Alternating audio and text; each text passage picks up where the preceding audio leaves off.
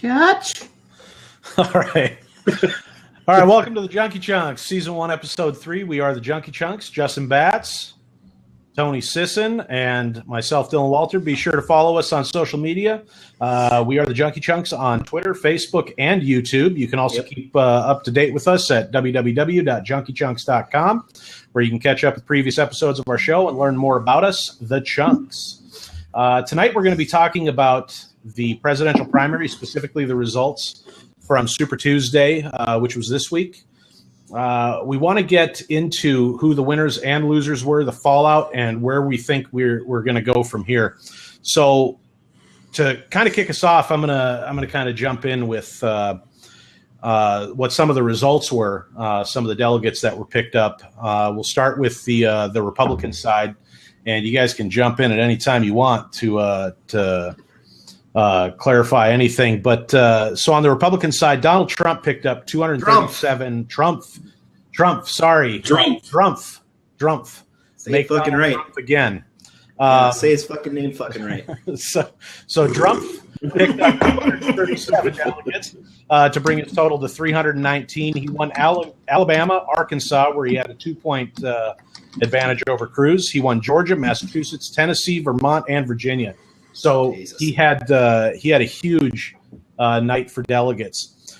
Ted Cruz picked up 209 delegates, bringing his total to 226. So basically, 95% of the delegates he won came this week.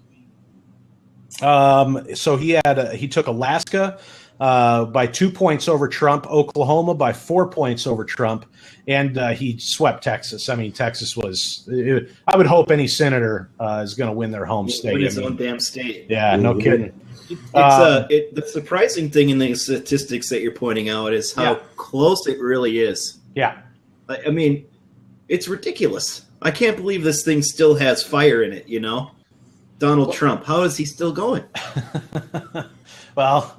Oh, God. Yeah, it's, I want to get more into the results, but I think that if you're looking at why he's still got stuff going, why he's got momentum, I think you just got to look at what Nate Silver said on 538.com a couple hours ago. He posted a piece today called Republican Voters Kind of Hate All Their Choices. And fair enough. Yeah, he said that the reason that you see this thing's still going on where Trump is barely, and this is interesting, with all the states that he's picked up and everything that he's done, he's barely on track to win the nomination for the Republican Party as of Super Tuesday. Now, that could all change over the next three primary dates, which are the 6th, the 8th, and I think the 11th or something like that. 6th, 8th, and 5th. Sorry, 5th, 6th, and 8th. So he's got some key states that he needs to win that are coming up, but that Nate Silver's got it right when he says that. People just hate their choices. But outside of Trump and Cruz, Rubio picked up 94 delegates to bring his total to 110. So he picked up about 96% of his total delegate count this weekend. Or this Tuesday, winning outright only Minnesota, and I think that that's almost a understanding. Yeah. So Connie said Rubio said 2/3 of the total delegates are against Trump, and that is very true, and that's what Nate Silver was talking about in his piece today, where he only has 319 compared to the almost 400 delegates that have been awarded to other candidates. John Kasich picked up 19 delegates to bring his total to 25. He had no victories. Ben Carson picked up 3 delegates to bring his total to 8, and that pretty much caused him to dump out of the election. He did it in true Ben Carson style, though. Slowly, very confused, and wasn't really, his staff really wasn't sure if he was still in the election for 2 days after the fact. Did anyone notice that Carson left? Carson. Yeah. I did. Bueller. Carson. There's still a small itty bitty part of me that resonates somewhere inside of my flesh, Republican, even though that's weird. Well, you should cut the rest of that shit out after all this circus shit has been going on. Dude, I know. But what I mean by that is, if there was anybody that I would even have been interested in thinking about, it would have been Carson, and he's done. So, yeah. He was I don't know how many people months ago. He was asked to leave the race months ago, and he just won't do it. I mean, if he's got good policy, that's great, but the stubborn streak just kind of is a turnoff. Well, I think Dylan, didn't we talk about this? Didn't we find that he actually did pull out now? Yeah, he is done. He suspended his campaign. Yeah, he's done. He's not included in any polling going forward. There was confusion with the way that he did it, though. Yeah. He said it wasn't clear. Yeah, he said, "I see no road forward. No road forward." Yeah, that's pretty clear. Yeah, that's more clear than a Jeb Bush fucking victory party speech. That's true. Come on, clap, guys, clap for me! Yay! I quit! Hooray! But yeah, I achieved my goals. Yeah, what the fuck? That might you lost. You proved that no one likes you as much as your brother. Jesus. That might seem that it's clear to us that Carson was going to leave, but considering his staff was unaware, his manager said, no, he's not saying that he's backing out, and then the very next day he backs out, late in the afternoon. So, it is what it is. But on the real quickly on the Democratic side, Hillary Clinton took home 504 more delegates to bring her total to 1,052. She picked up Alabama, Arkansas, Georgia, Massachusetts, and we'll talk about that one in a little bit. Good. She was plus less than 1% ahead of Bernie Sanders to take Massachusetts. Now, granted, Massachusetts is not a winner-take-all, right? So they split the delegates. She has one more delegate than Donald Trump, or than Connie. He always says that. Yeah, he says that. I don't know what polls he's referring to, but he always says that with no source. Yeah, I 538.com has some great polling data up, and in none of the polling data does it have him leading in the national election. But Hillary also won Tennessee, Texas, and Virginia. Bernie Sanders picked up 340 delegates. He had a solid night. I mean, he really did, picking up Colorado, Minnesota, Oklahoma, and Vermont. Probably the only surprise there was the extent to which he beat Hillary in Oklahoma, but the exit polling was incredible in Oklahoma. Talking on the Democratic side of the primary, where you had pollsters out there asking questions to Republican voters and Democrat voters, saying, "So who was your first choice?" And they'd say Trump, and they'd say, "Who's your second choice?" And they'd say Sanders. Or they'd say, who was your first choice? Sanders, and your second choice is Trump. It made no fucking sense whatsoever. Yeah, I mean, none. It's. I mean, you talk about two people that are on the political, completely polar opposite ends of the political spectrum, and the voters are just. They're basically in a lot of these states, and I think you're going to see this in the Midwest, the mountain states, states like. Idaho, Wyoming, Colorado, Utah. You're going to see a lot of states that are going to come out, and the voters are going to come out and just say, we're sick and tired of fucking establishment candidates. And that's why they don't care if it's one or the other. I think that if you look at people on the Democrat side saying, I'm going to vote for Sanders, but if he doesn't get the nomination, I'm going to vote for Trump. I think what they're saying is we've looked at his policies in the past and the fact that he's still in favor of health care provided by the government or in a similar form to Obamacare and stuff like that. And the fact that he has in the past been pro-choice, he's been pro-women's rights, he's been pro, he's been pro everything on the liberal platform basically, and has only changed since in the last 4 or 5 years since Obama became president. And that was just I thought for the last few years that was just a fucking political stunt of his to draw more viewers to TV. So I don't know though. I don't know. What do you guys think? He's his own 3-ring circus. You know, he's the lion and the lion tamer all at the same time. Yeah, absolutely. And it's just the thing about it is he's getting to a point where he can't even keep up with his own goddamn lies. You know, whether it's supporting the Ku Klux Klan or denouncing them or deciding when to do it and how to do it, that kind of shit. Yep.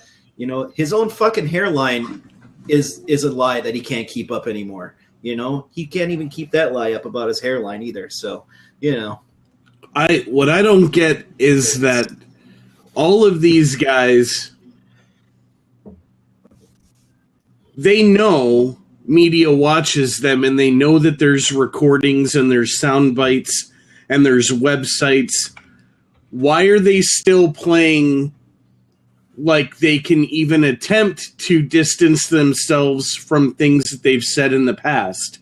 Like, if they think they can, they know they're going to be caught by somebody with a soundbite or a clip that connects them directly with what they're saying they didn't say, or a person they don't know. Why do they still do that? Your guess is as good as mine. With Trump, it's because I think that he has this type of personality that he thinks that if he says it, it's true. And it doesn't matter if he said it differently before. What he's saying at the time is the only truth that matters to him. So therefore, it's the only truth that matters at all. Because if it doesn't matter to him, it doesn't matter at all. You understand what I'm saying? I mean, he's he's a narcissist. He's a borderline sociopath. I mean, I would say he's not borderline. I'd say he's right there. He's right in it. He's full on sociopath. He loves this shit. He loves fucking with people. Yeah, I think he does. I think you're absolutely right. I mean, he has his own view of the world, and he takes reality, and instead of following that reality, he just substitutes one of his own. Yep. And that's the scary part. Is just where can a guy like this take us? That the only policy he really has is his own heart, you know, and his own feeling. But if you think about it, does he accomplish what he wants to accomplish? And I think that the answer to that is yes. I mean, here we are. We're 3 fairly liberal-minded individuals. I know I consider myself a liberal-minded individual, and you know, I'm basically a fucking yellow dog Democrat. You know, I'd vote for a goddamn yellow dog before I voted for a fucking Republican on the national level. But the fact of the matter is, we're talking about it. Mm-hmm. We're talking about it, and everyone else is talking about it. That's the thing that pisses me off. It's the whole airtime thing. He understands marketing on a level that every time I hear his name, I'm like, I wish they'd just stop saying his name, because for him, that's free publicity. You're doing exactly what he wants you to do. If he can say anything to trigger you, whether it's like what they said about Howard Stern's show when he was so risky. People tried to figure out what the draw was, so they polled a lot of people, and the concept was, even if I hated his guts, the reason why I watched is because I wanted to hear what he said next. Yep. Donald Trump gets that, like, to a crazy level. Yeah, he's got it down, and that's the sad part is he doesn't have to spend money on his campaign because we're all doing it for him. Yeah, but exactly. That's so misleading, because he's spending millions and millions and millions of dollars on his campaign. It's you know, I don't know. The last time I heard him actually give a quote, he said he spent $25 million. Considering what He didn't even have that close to accurate a number. He threw out 20 to 25 million. Okay. To me, $5 million is a big fucking difference in money. Well, you know, considering other candidates are spending 170 million and some people up to 200 million, 20 to 25 million, whether there's a 5 million difference or not. Don't confuse. He hasn't even raised that much money. Don't confuse money raised with money spent. Right. Okay. So Hillary Clinton's raised something in the neighborhood of, what is it, like $100 million, but she's only spent like 35 or 40 million.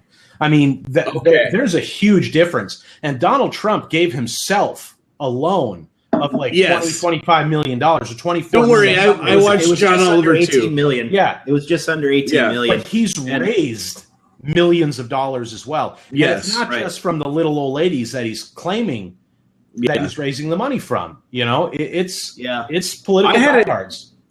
I had a question based on when you were going through the delegates, because I believe there's going to be people that are going to watch this. Even as a replay, we don't seem to really have an audience right now. Apparently, they're all watching Drumpf embarrass himself again. He don't care. What is...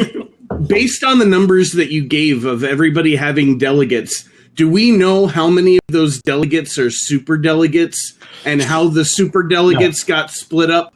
No, none of these delegates that they're showing in the delegate count are super delegates yet. Okay. None of them. Super delegates get to cast their vote at the convention.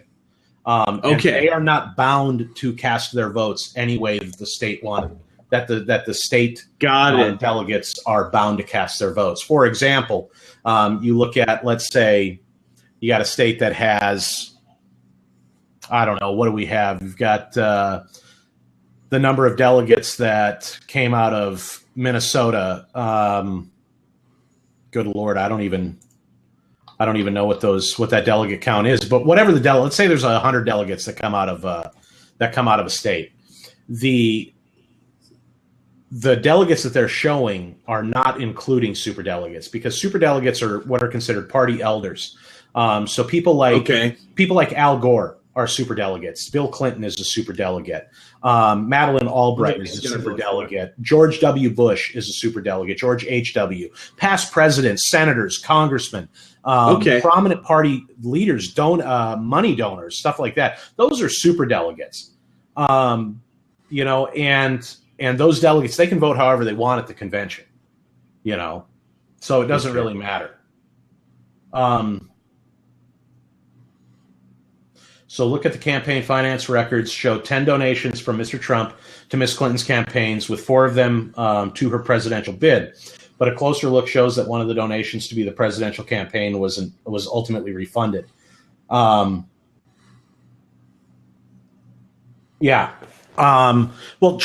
Trump was a Clinton supporter 2 years ago.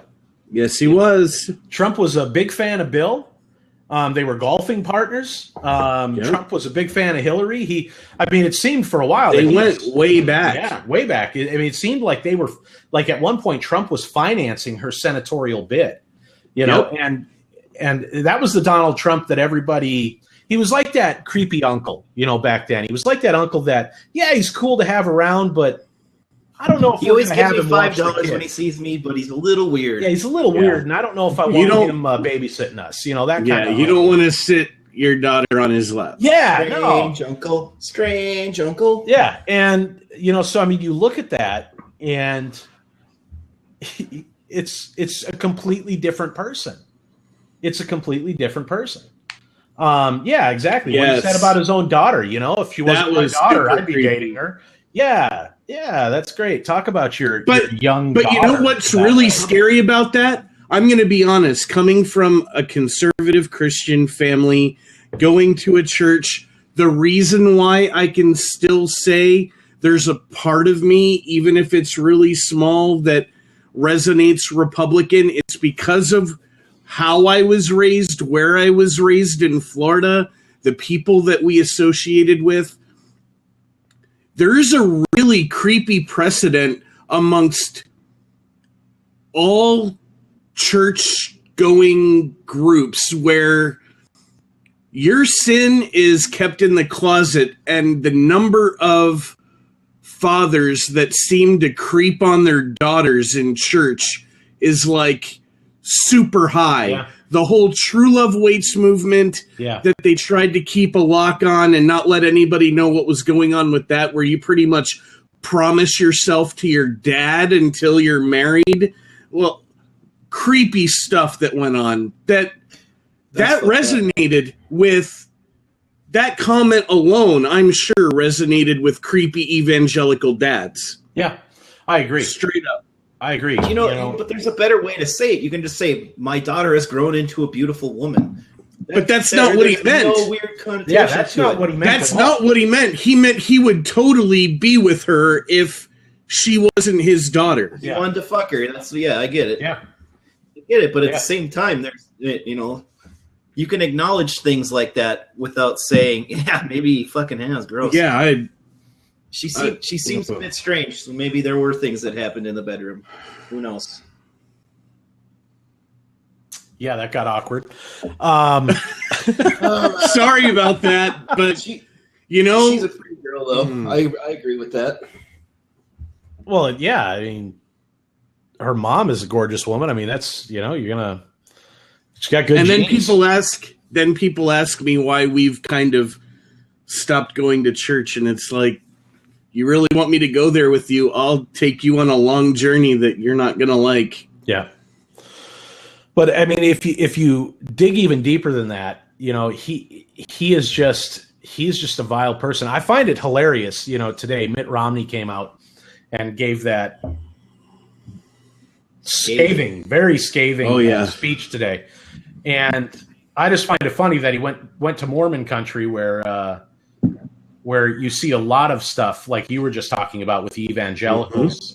You see a lot of that happens in very very strict very strict Mormon families, primarily though in the fundamental Mormon families.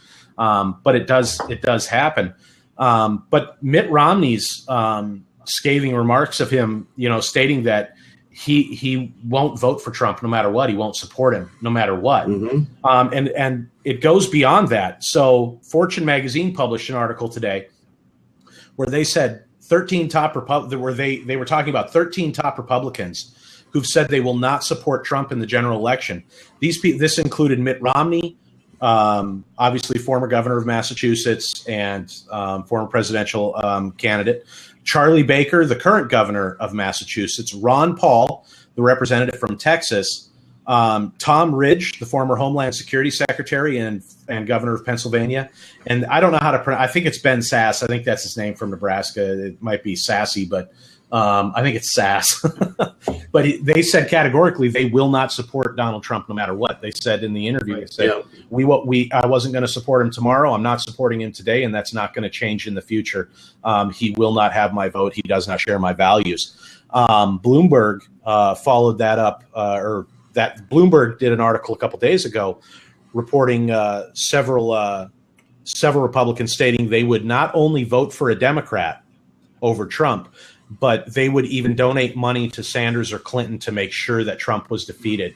There was an interesting quote that I read in an article, and this is associated to Alexander Hamilton, where Alexander Hamilton said, "I would rather lose the election than to have the candidate that I'm running against in the same party win, because I would rather have an enemy that I don't have to take." Basically what he said, I would rather have an opponent or someone become president that I don't have to be responsible for.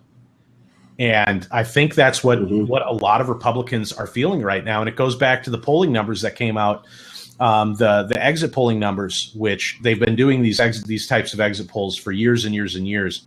But when you look at the article that Nate Silver wrote today called "Republican Voters Kind of Hate All Their Choices," he said that 49% and these are actual voters, okay, 49% of actual Republican voters stated they would be satisfied with Trump, 51% with Rubio, and 53% with Cruz. Now compare that to the election of 2008, where 69% of Democrats stated they would be satisfied with Obama, 71% said they would be satisfied with Clinton.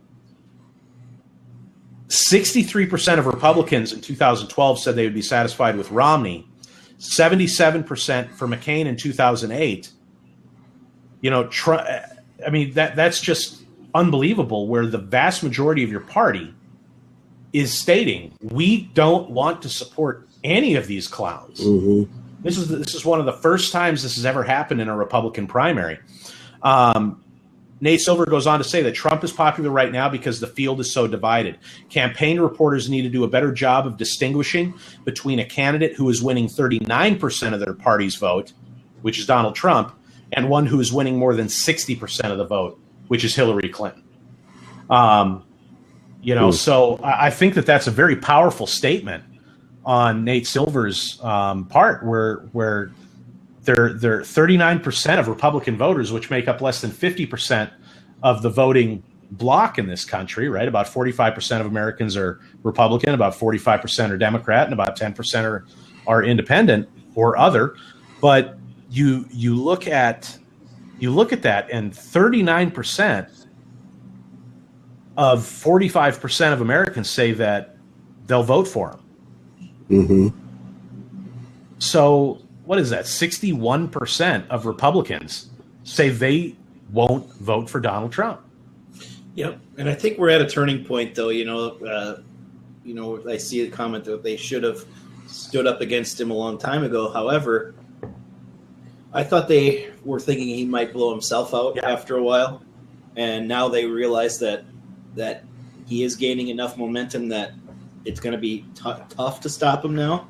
It's not going to be impossible, because I think people that are following this closely will be or not closely, but the everyday person that's a Republican may find that they're more easily swayed than we think. Yeah, right? absolutely. They'll just fall in line as their favorite person, comes in and tells them what to think, and they'll just do it.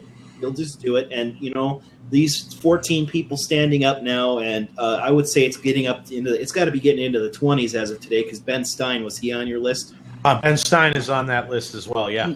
He also said he's voting Democrat if Trump wins the nomination. Yeah, he said he would support Clinton or Sanders, no matter which one is the Democratic nominee over Donald Trump. And he's a stalwart. He's a stalwart in the community too. He's that's a hardcore Republican. That's a big name to come out and say, fuck this guy. So I really think it's going to start getting momentum in the opposite direction now, as these power figures come out, especially Mitt Romney. I would say the big two that really stand out to me are Mitt Romney and Ben Stein, saying no way, this guy, no way. Yeah, when you look at 60% of Republican voters still think that Mitt Romney would be a better choice than any of the candidates. It goes to show that they don't want this guy. I mean, hell, I would take, and to be completely fair, I would take Mitt Romney over any of these assholes in the election right now. Agreed. I don't agree with Mitt Romney on 90% of what he does, but no, I'm talking over the Republican candidates. He'd be willing to work with the system, though, and be partisan, truly. He wouldn't just say, I got to have my way, whatever. Cruz, Rubio, Trump, even Kasich, they are not going to work with Democrats. I mean, people look at these four candidates left in the race and they say, well, Kasich is the most moderate of the three. No, he's not. Yep. Look at the laws that he's put in place against women's rights, against gay rights, against basically poor people in general. He's playing the moderate. It's easy to think and letting them condemn themselves by how loud they're running their mouth. Yeah. But he's pretty much remained silent. And the reason why is because you let that guy open his mouth for 5 minutes and all you're going to hear is like what you just said. Yeah. Well, and I agree with the comment that Connie made, where she said, in a way, though, Cruz and Rubio are scarier. And I agree. I mean, you look at when you've got a guy like Donald Trump who doesn't disavow David Duke or the Ku Klux Klan. Finally did today. Yeah, he did. But when you look at that, and you see that he says stuff like that, and Ted Cruz wanting to, deport everybody and take away women's rights back to where they were in the 1800s. It's really easy to forget that Rubio firmly believes that if a 12-year-old is raped by her father, that's she right, have to carry the child to term. I mean, what kind of fucking monster would do that? Even Mitt Romney's like, well, that's a little crazy. Yeah. Well, I mean, even in the whole thing that goes, I mean, I think we should just be able to put this to rest with one statement. Why do I need to be involved with someone else's body? I mean, seriously. That should be the end of the conversation at this point. My body, my choice. Yeah. Well, and that's for every human. It doesn't have anything to do with the reproductive ability of women. It's just for everybody. That goes into transgender people as well. Mm-hmm. It's up to them. They truly know themselves in their heart. So they should get to make up their mind, and that should just go to bed. So I don't know. I can't understand why some of this shit's still an issue. I know people just throw dates out there, but it's 2016, right? We shouldn't have this problem anymore with a lot of this shit. That's an interesting comment, and I think that goes to prove that we may not necessarily be getting wiser with age as much as decay over time is actually a reality. Well, that's not that. Yeah, what it really is, it's smoke and mirrors, right? It absolutely is. We, the common people, are told about these issues, and we're saying, well, this is a big deal. This is a big deal. What the real big deal is how much fucking money goes in and out of the system, Democratic or Republican. Yeah. Yep. Yeah, when you figure that they're going to spend about $1.5 billion this election cycle for a job, for all the pomp and circumstance, for a job that pays $400,000, that should go a long way to tell you that there's definitely corruption in our system. And, it doesn't matter. I mean, I know you guys are Bernie fans. I know that you guys are supporting Bernie Sanders. I'm personally not supporting Bernie Sanders. I think he's a great guy. I think he's a great senator. But I totally agree with you, Connie. I totally agree with you. Yeah. Yeah, absolutely. And it goes back to what Justin was saying, in the culture that a lot of these people are raised in. The far right religious extremist. It's a scary world. Women might have rights in the country America, but when you look at the microcosm of church families, they are just as suppressed as they were 20 to 30 years ago. Even more so. It seems. Even more so.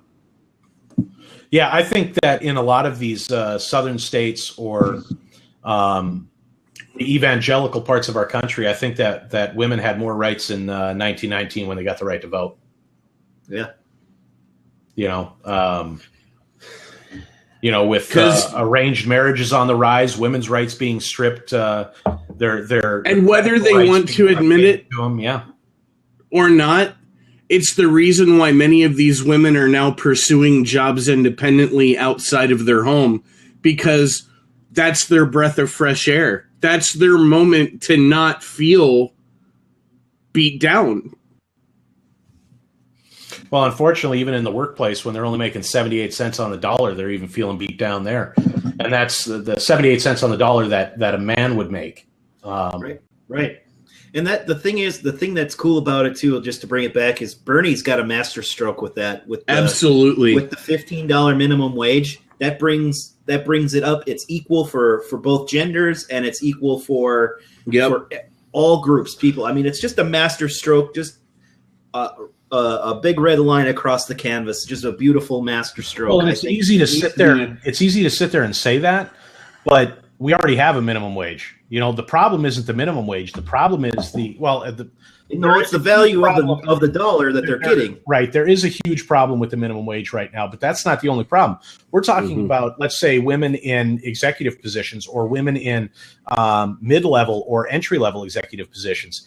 They're making where a guy might be making $100,000, she's making $78,000. Yep. And that's really the equivalent job, equivalent experience, but gender changes the dollar figure. Yeah, the $15 an hour minimum wage is great for people that are in the lower class. That's great for them. But let's talk about people that have master's degrees, doctorates. That's right. They've done all the work. Yeah, to go the mile and get that paper and have that clout, and yet still get completely shafted when it comes to what they make compared to what their male counterparts of an equal footing make, and that's despicable. It's horrifying in the fact that we think there's a difference. I mean, we're all people.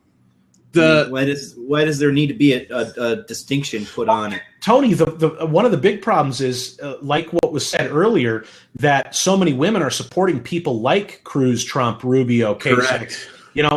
That's part of the problem. When you have mouthpieces like Ann Coulter out there that are saying, one, women shouldn't have the right to vote. Two, women should be sitting at home. Women shouldn't make penny for penny what men make, because women have babies and they choose to do shit like that. I mean, that's absolutely asinine. Last time I checked, it takes 2 people to make a child. Yeah, it only takes 1 to carry it, though, right? Yeah.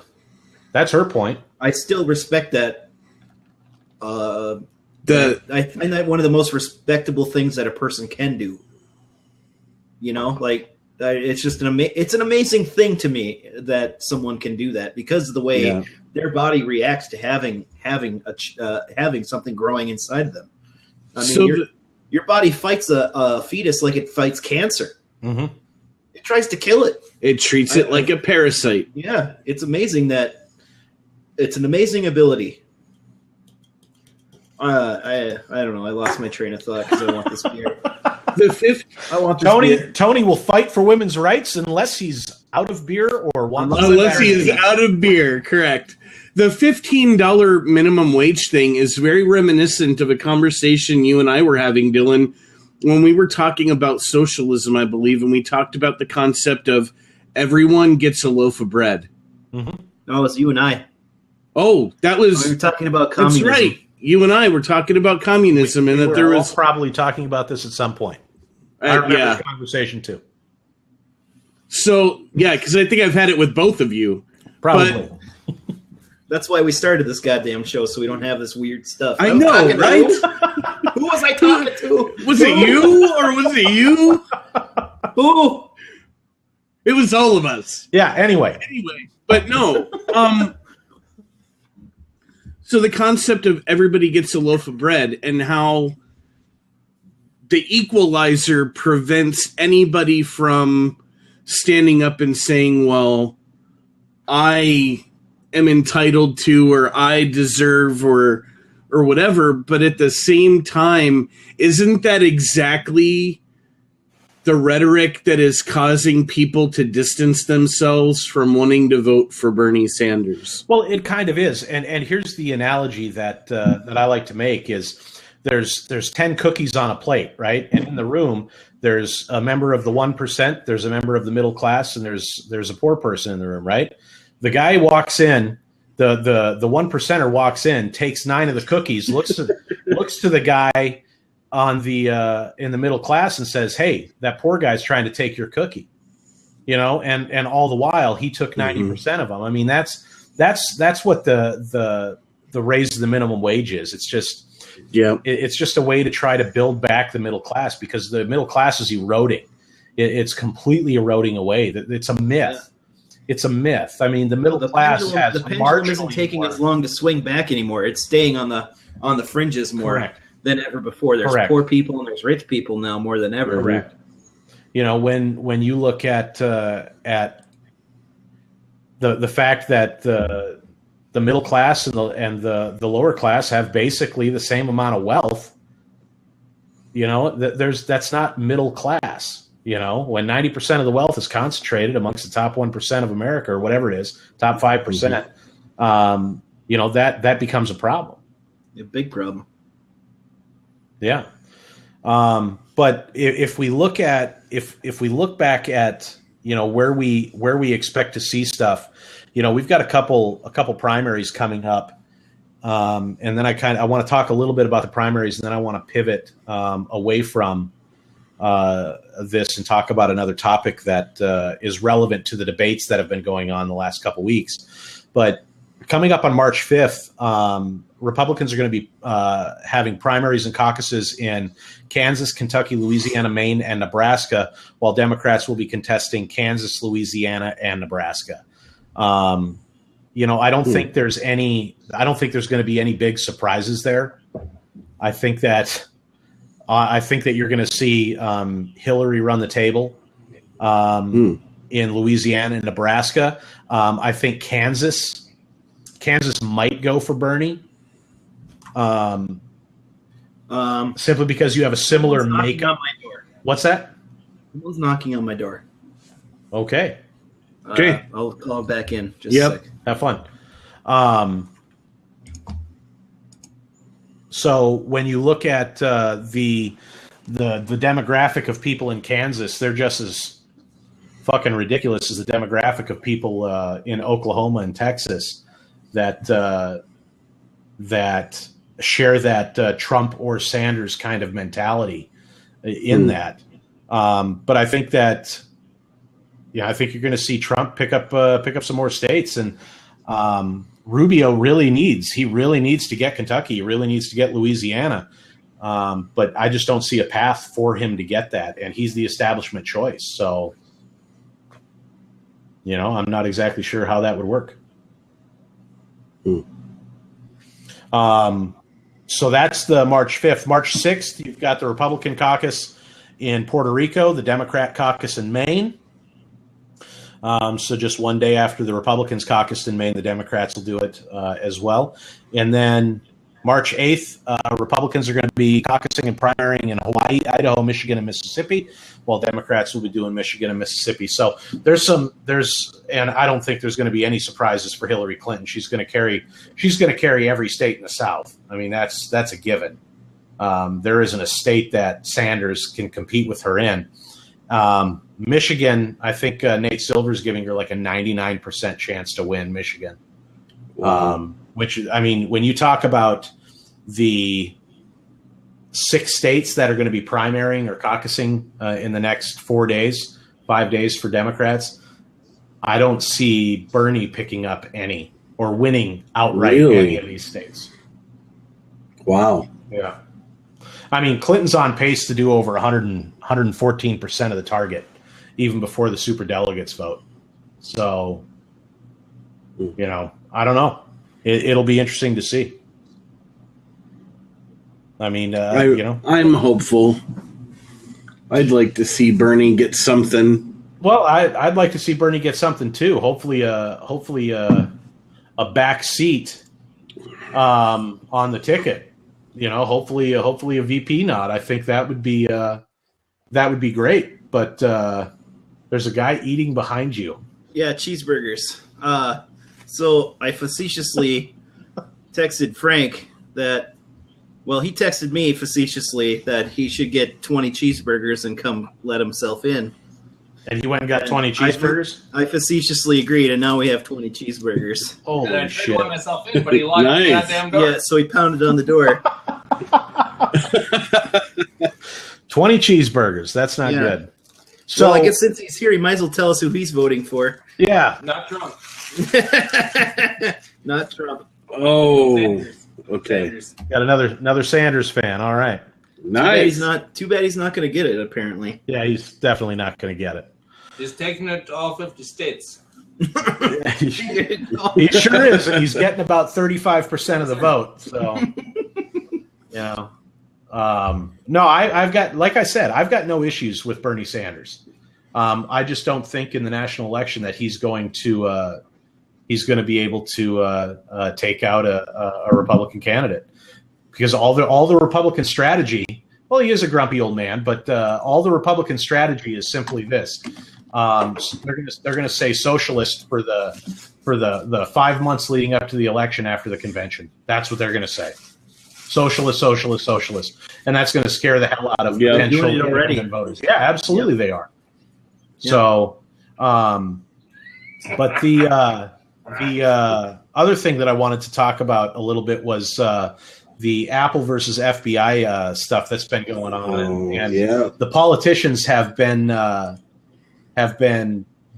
given their 2 cents over the last couple weeks about the shit that's been going on between Apple and the Bureau. So, Justin, I know you're probably the most technical of us, and I know that it took a couple days for you and I to come together on this issue. But why don't you give us a rundown on your opinion? A rundown on my opinion. I am caught in the middle, man. You're gonna have me do something. All right. Just say it. So I am very much for privacy. Comma, but yes, and there is a but. I also have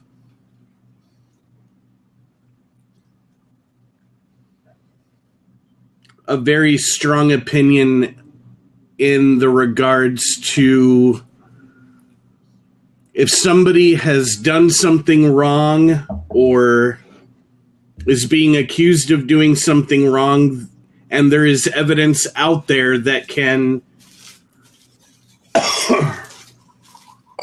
condemn, put them behind bars or prove that they did it or show that there's people related to. Took away his cheeseburger. Related to who did it. We got 20 fuckers.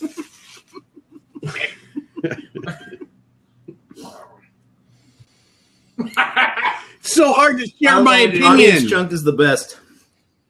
Oh my gosh. I love the head smash. He's face palming because we're interrupting. Totally face palm. For fuck's sake. He's doing the Picard face palm.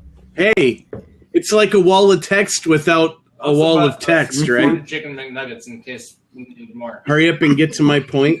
Keep going. I'm sorry. No, it's fine. I think we can mute Tony. Yeah, go ahead. Just did.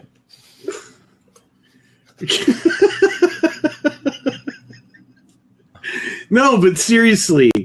I just got voted off the island, apparently. No, I can still hear you. Don't vote him off. I have to mute you. I think I may. There we go. Now I can focus.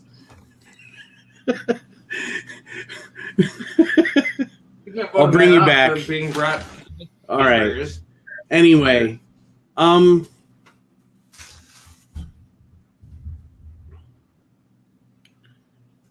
Apple has created a product that doesn't have a fail-safe or a backdoor, and when it gets to the point where you want to get in at that level, the phone is a brick. For everybody that gets to that point, all their phones are bricks at that point. So by Apple going and attempting to create a backdoor, the backdoor will perpetually exist for all time, and anybody will eventually be able to find the backdoor and exploit the backdoor, and that in and of itself is no good. I am totally not for it. I don't like the idea that the FBI would make it. Even if they want it just for themselves, it's technically never going to be just for them. Somebody will find the access. Right, and I think that it goes even a step further than that. I think that, what happened in San Bernardino was a horrible tragedy. But the fact of the matter is, after 9/11, we gave up a lot of freedoms in the name of security, in the name of justice, in the name of whatever, in the name of vengeance. And it's to the point where I am completely unwilling to give up any more freedoms, any more. What are you doing, Justin? I want a burger. You can't get one through the TV. I'm trying. Go ahead. Okay, so the fact of the matter, it comes down to it's how many rights are we willing to give up? Can the government compel Apple to write software the way the government wants Apple to write it, utilizing Apple's digital signature and violating Apple's freedom of speech, which is protected back in 1979? A case went before the Supreme Court where the Supreme Court said computer coding is a form of speech. Mm-hmm. So for the government to force Apple to do this, it would be forcing Apple to say something that isn't true. They would be providing their digital signature and saying that it's absolutely required for Apple to be able to say whatever the government wants, and that's unconstitutional. And I think that the First Amendment, and it'll set a precedence for every other company in the country. So the government can now tell you whatever you want, what you have to put in your training manuals, what you have to put in your they could tell you how to make chicken noodle soup if they wanted to. I mean, the implications are far-reaching, and it's absolutely insane that once again we're being asked to give up more freedom, we're being asked to give up our security of our digital information, of our digital lives. No one wants FBI bras, that's for sure. Will they have lasers on them? Are they shirts? Lasers on them? Yeah. Laser bras? Yeah, laser bras, maybe. That'd be fucking sweet. I think the FBI wouldn't allow laser bras, though. But that's basically what it comes down to: is how much more are we willing to give up in the name of safety and security? And we don't even know if there's anything on this phone that'll be able to give the FBI information. And for the government, I'd like to share what actually led to me changing my opinion, and it was the FBI finding out that they changed the password on the device on purpose to force this as an issue. Changed my opinion, because they shouldn't be able to do that. I agree, and I think that's the problem that we run into is when they're doing things like this to try and force an issue or try to force Apple's hand. That's a problem. That's absolutely a problem. So the fact of the matter is, no matter what. No matter what the courts decide, you've got Tim Cook who said he's not going to do it, and right now you're looking at a CEO of a company who could go to jail for refusing to provide the needed programming, the needed computer language to unlock this phone. And he's now, if he goes to jail, who assumes control in his he's place? Still the CEO of Apple. How can they take you to jail if the corporation itself is a person? Corporations are people in the sense that speech allows you to be that a corporation has the freedom of speech, which is what the courts ruled in Citizens United, which is why they can donate whatever they want money-wise. Corporations are people in the sense of the fact that they pay taxes, stuff like that. That's what the court said. They're not people in the sense that the corporation itself can't be put in prison. The corporation itself can't be held accountable for certain things, but the leaders of the company can be, because that corporation is controlled by a person. Ultimately, that's why we have CEOs, CFOs, COOs, stuff like that. And cases like Enron proved that they weren't untouchable like they thought they could be by hiding behind a corporation. Well, you would think that it would have gone deeper than that, but that's a very. I mean, you basically named almost everyone that's been prosecuted lately. I mean, shit. The banks. I know, But it still happened. The banks collapsed because of subprime mortgage shenanigans, and no one was prosecuted except Bernie Madoff. And Bernie Madoff was only prosecuted because he stole money from billionaires. He didn't steal money from you and me. He stole money from billionaires, and that's why he went to jail. Correct. So the fact that now Connie, go ahead. Go ahead. I said the fact that that Tim Cook is willing to go to jail for his company's principles, for his company's belief, is very good.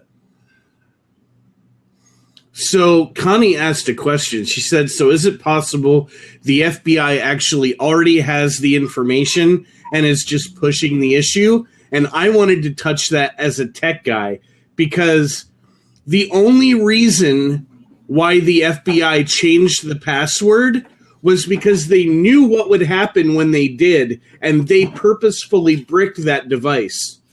In doing so, they wouldn't have bricked the device if they hadn't already garnered everything they could have gotten from the phone. That wasn't the issue. They want the backdoor access, not for San Bernardino, but for all future cases where they need to get information off the phone. I firmly believe that. It's not that they bricked the phone, okay? Because the phone's not bricked yet. They still have the front door access to the phone. So the phone's not bricked. Yeah, but they don't know the code. And they didn't know the code to the phone to begin with. What we're talking about is two different things. They changed the code to the iTunes password. They changed the iTunes account password, which caused the data to be locked until that password could be verified. Correct. They don't have access to it, so they couldn't verify the information. So that's what they did. They're forcing the issue that way, saying, well, we don't have access to the iTunes. We don't have access to the front door section. So we need you to build us the back door. One clarification, though. This really doesn't have as much to do with spying on you as it does with whether it's the FBI, the police when they pull you over, or somebody like that being able to get all the data off your phone. If they know where the door is, that's what's the real issue. It, though? That's because my thought. Apple didn't create a back door. They haven't done it. But that's part of their operating system. My point is, if they were to move forward with something like this, what's the point? What would be the point of stopping them from doing anything? Right? They can just look at it whenever they want at that point. No, the back door assumes that the phone is locked.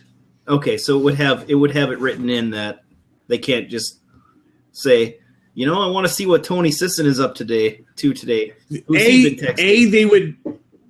would potentially need the device, a physical device, and the device would need to be locked, and then they could go into the device even if you had a password on it. Password, fingerprint, to access the data. So let's say you get pulled over by a police officer and the police officer says, I want to see your phone. I believe you were texting and driving, and you have your phone locked. Right now, depending on the type of lock you have on your phone, you don't have to unlock it for them. Isn't that correct, Dylan? Yeah, they cannot make you unlock a password protected phone. However, if you have your thumbprint on the phone, and you're using your thumbprint to unlock the phone, they can make you do that. Now, let's say you have the password on an Apple phone, and the FBI has now given the back door to police officers and let them use it. Now, even though your phone is password protected, they're assuming there's data on the phone that they want. They leverage the back door. They look at your text messages. They look at your photos. They go through your private information. That is what this has to do about. As to whether or not they could spy on you, like through your camera or leverage your microphone, they would still need the physical device, and you would probably be there or not be in the room. So it's not so much spying on you as being able to take your data without your consent. Yeah. And that's the problem that you run into is the FBI says this is a one-off situation. We're only going to use it for this. That's why we're asking in court. And the fact is they've got like 12 or 13 of these active lawsuits against Apple right now, trying to use the All Writs Act of 1789 to say we can compel a third party to help us with it. Apple has said, you have no idea the costs associated with this. It would take 10 engineers, 4 to 5 months to rewrite the software. We would have to gut our existing iOS software to make room on the phone to be able to put this backdoor in. We'd have to test it to make sure that it's not going to affect any of the other programs on it. And then we have to write a whole new security program to prevent anyone from trying to exploit this. However, a backdoor inherently means you can exploit it. That's why they call it a backdoor. That's not why they call it an admin portal. That's not why they call it an investigatory portal. They call it a backdoor because you go into backdoors to do shady shit. Yeah, that's what, and it also explains it's a slippery slope, honestly. That's why all these companies are attempting to remove the USB port. Yeah. Why do they want to remove the USB port? Because that's a potential backdoor. I can slip code through the USB port and trick the phone into believing I'm charging or sending data when really I'm infecting it with a virus or I'm looking at data. Yep. So they want to make them more secure and have less access. But with this, I mean, I think it's a slippery slope where it's a precipice item, because if we say that let's start with this, then they'll say, we need the avalanche would start here. A little bit more information. We didn't get everything we needed from your backdoor. We need you to widen it a little bit. I need your backdoor wider, baby. It's pretty much what it comes down to. Because it's not going to stop with Apple. Now they're going to be able to say this will be precedent set. Microsoft, Sony, Nintendo, everybody. You look at Linux, Android, Ubuntu, all that stuff. They're going to have to program access for the government to be able to access the stuff. And unfortunately, for the government, that's just not something that anyone in their right fucking mind should support whatsoever. All these candidates that are saying, "Oh, this is unpatriotic of Apple, and we should do." No, it's not. It's one of the most patriotic fucking things you can do. And the fact of the matter is that we're going after the government is going after Apple right now in court to force them to do this, but nobody's going after the fucking gun owners or the gun dealers that sold these fucking nut jobs these guns in the first place. Okay? Through loopholes and gun shows and fucking telephone sales and internet orders. Preach. Because cash talks, brother. But our constitutional rights only matter if it's what? The freedom of fucking religion and the freedom of gun ownership. It doesn't matter that I have a freedom to live safe and secure, believing that I'm not going to get shot on a goddamn daily basis. I don't need a gun to live safe and secure. Yeah. I need you to not have one. No, it's not that. Yeah. I have that. This is where I change a little bit. It's not that you can't own guns. It's that so many people don't know how to use them well. Mm-hmm. I mean, amen. Yeah, I'm sorry. We're getting to a point where we almost there are more rules to teaching people how to drive on a road than there are teaching people how to use a gun. Yeah, but we'll be more than happy to go after Apple and call them unpatriotic. But the NRA shows up in Connecticut the day after a massacre happens where 20 some odd kids were killed, and they're patriotic. Right. Because it comes back to that there's that thing of coming back to they were trying to leverage an emotional time for people. Yeah. People were scared that their kids were going to get massacred at random, right? What happened in 2001 when another massacre happened? The Patriot Act happened. Yeah. We were willing to give up our rights because we were fucking scared. Yeah, it goes right back to fucking V for Vendetta, man. We'll give up a little bit, and pretty soon you're living in that fucking fascist society where the nonconformists are the ones that are going to be singled out and thrown to the wolves, and it's just it's completely ridiculous. It's completely ridiculous that we can think that the government can force a company to write software for them at that company's expense. And use of labor. Last time I looked, that was called slavery, and that's illegal in this country. And to sit there and attack Tim Cook or attack Apple for this and call them unpatriotic, they're doing one of the most patriotic things that you can imagine, and that's protecting your information. That's protecting who you are. That's saving you from hackers, from people that want to steal your bank information. Everything is on our phones. Unlawful search and seizure. Unlawful search, absolutely. So, the government can't arrest me for a DUI and then go to my house and search my house. That's outside the purview. So why would they be able to search my phone, which has nothing to do with a fucking DUI?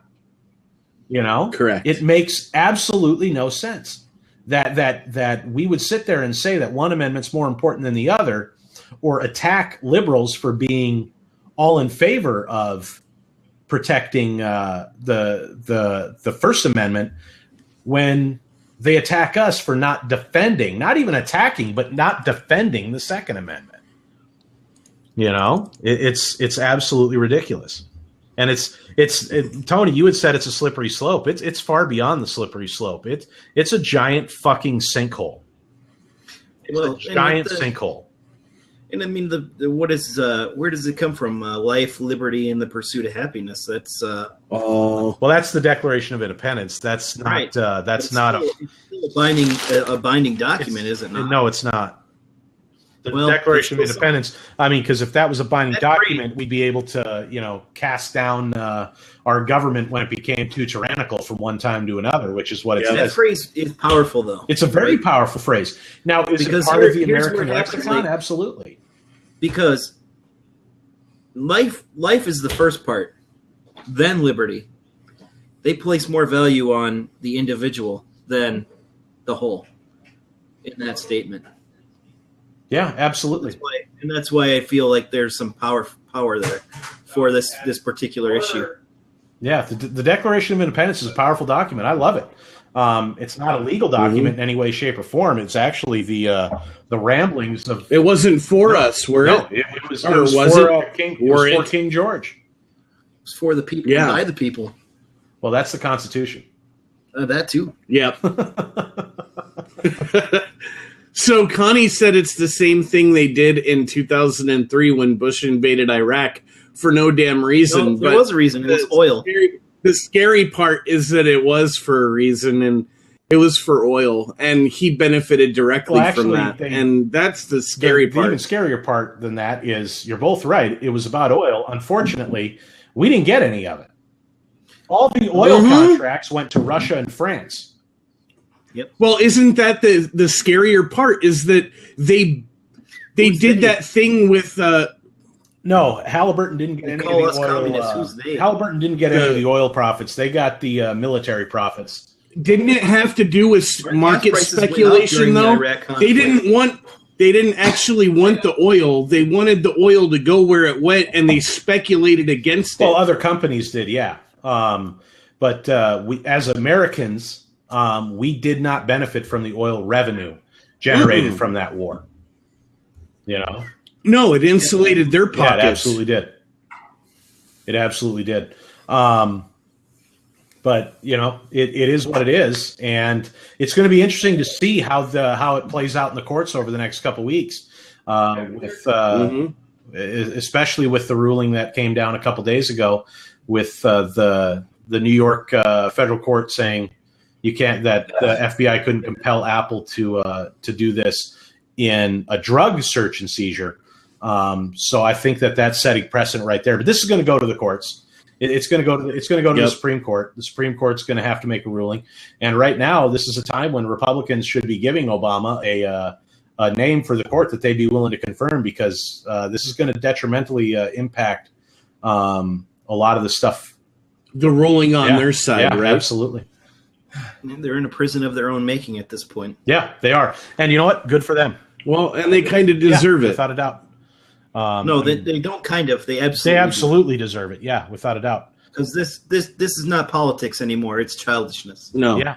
Yep. It's beyond the pale. I mean, it is absolutely despicable, the shit that they are doing. Al Franken put out a great piece the other day.